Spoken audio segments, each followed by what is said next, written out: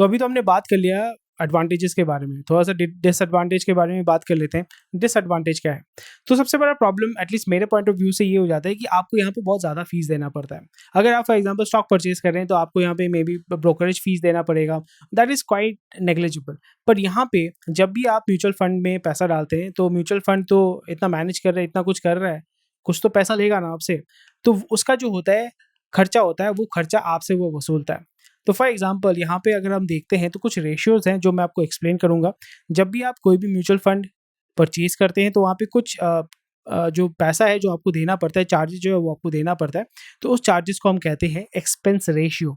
यानी कि जो म्यूचुअल फंड चला रहा है उसको तो अपना कंपनी चला रहा है, फायदे के लिए चला रहा है, नहीं तो आपसे पैसा लेगा, आपका पैसा बढ़ा के देगा तो उसको फायदा क्या है। सो यहाँ पे वो एक्सपेंस रेशियो वो आपसे लेता है। एक्सपेंस रेशियो जैसे आप देख पा रहे हैं कि यहाँ पे उनका हो जाता है कितना है 0.56, और एग्जिट लोड जो है 1%, और स्टैम्प ड्यूटी जो है वो गवर्नमेंट लेती है, टैक्स भी आपका गवर्नमेंट लेती है, तो उसमें कोई आप कुछ कर नहीं सकते। पर एक्सपेंस रेशियो का मतलब ये हो जाता है कि ये पैसा आपसे हर साल म्यूचुअल फंड आपसे लेगी।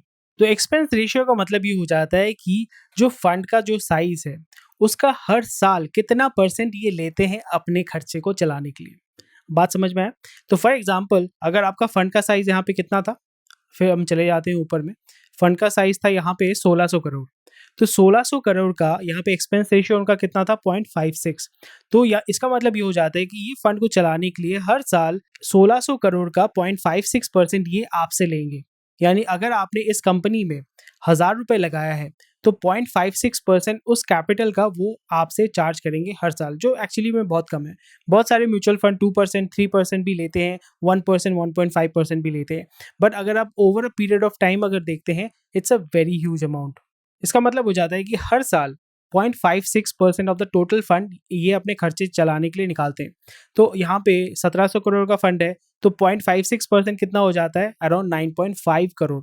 यानी 1700 करोड़ में हर साल 9.5 करोड़ ये आपसे लेते हैं, आपसे वसूल करते हैं। आपको लग रहा होगा कि छोटा अमाउंट है, अगर आप छोटा अमाउंट इन्वेस्ट कर रहे हैं, it's a small amount, but अगर आप एक लार्ज अमाउंट इन्वेस्ट कर रहे हैं, that's something which is very concerning.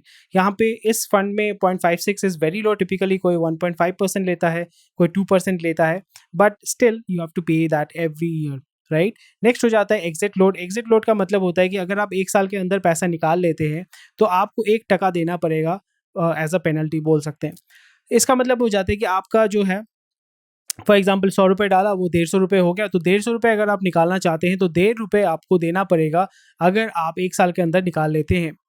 तो आपको लग रहा होगा कि 150 रुपये तो कोई बड़ी बात नहीं है, बट अगर आप लॉन्ग टर्म में अगर आप देखते हैं, फॉर एग्जाम्पल यहाँ पे अगर आपने 10 लाख रुपये लगाया हुआ है, 10 लाख, ठीक है, तो 10 लाख का अगर आपको 1% देना पड़े तो वो कितना हो जाता है आपका 10,000। तो 10,000 आपको यहाँ पे एज अ एग्जिट लोड आपको देना पड़ता है, which is kind of a bummer. I don't want to pay the 10,000 rupees, मैं क्यों दूँ, वो तो मेरा हक है।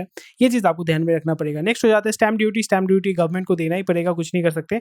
और एक चीज़ हो जाता है टैक्स इम्प्लीकेशन। तो अगर आप एक साल के अंदर पैसे निकाल लेते हैं तो आपको short term capital gain tax देना पड़ता है, एक साल बाद निकालते हैं तो 10% देना पड़ता है, वो long term capital gain tax है। पूरा चीज़ मैं कवर करूँगा एंड में। यानी अगर आप 100 रुपये इन्वेस्ट करते हैं, वो अगर एक साल के अंदर 150 रुपये हो जाता है, और वो 150 रुपये एक साल के अंदर अगर आप निकाल लेते हैं तो आपका कैपिटल गेंस कितना हुआ 50 रुपये। तो 50 रुपये के ऊपर आपका 15% आपको टैक्स देना पड़ेगा। तो 15% टैक्स कितना होता है, 5 और 2.5 यानी 7.5 रुपये आपको देना पड़ेगा टैक्स। और 7.5 रुपये अगर आपका काट लेते हैं तो 42.5 रुपीज़ आपके पास आएगा। इसलिए 100% आपके पास कभी नहीं आने वाला है।